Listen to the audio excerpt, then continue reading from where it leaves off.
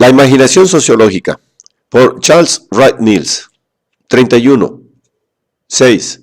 Filosofías de la ciencia. 3.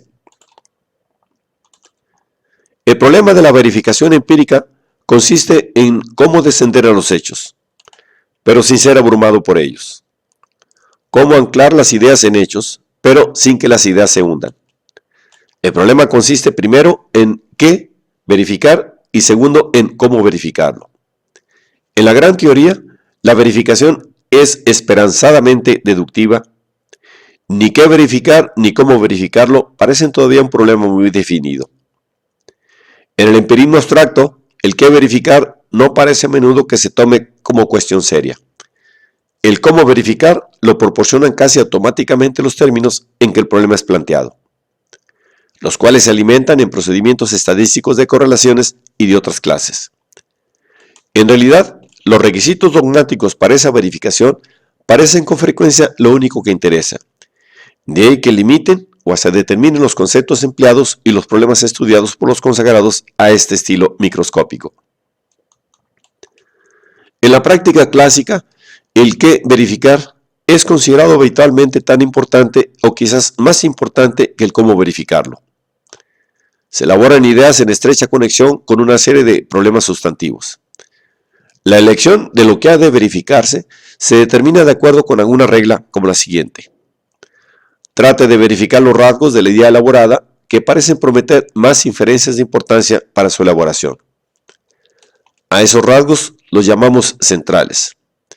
Si esto es así, de ahí que se sigue que esto y esto y esto deben ser también así. Y si esto no es así, de ahí y se sigue otra serie de diferencias. Una razón de este procedimiento es la necesidad de economizar trabajo. Verificación empírica, prueba, documentación, determinación del hecho, llevan mucho tiempo y con frecuencia son aburridas. En consecuencia, uno desea un trabajo que diferencie lo más posible las ideas y las teorías con que está trabajando. El artesano clásico no suele hacer ningún gran proyecto para ningún gran estudio empírico. Su política consiste en permitir y fomentar una constante comunicación entre concepciones macroscópicas y exposiciones de detalle.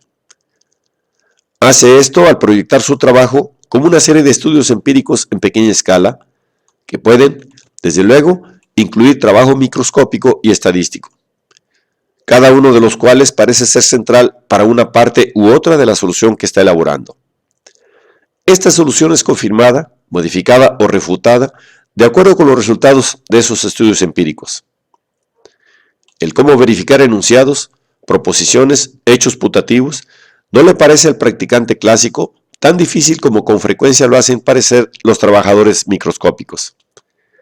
El practicante clásico verifica un enunciado mediante la exposición detallada de todos los materiales empíricos pertinentes y, naturalmente, repito, si hemos sentido la necesidad de escoger y manejar de esta manera nuestros conceptos en relación con nuestros problemas, quizás seamos con frecuencia capaces de hacer la exposición detallada en la manera abstracta y más precisa de la investigación estadística. Para otros problemas y conceptos, nuestra verificación será como la del historiador. Es el problema de la prueba.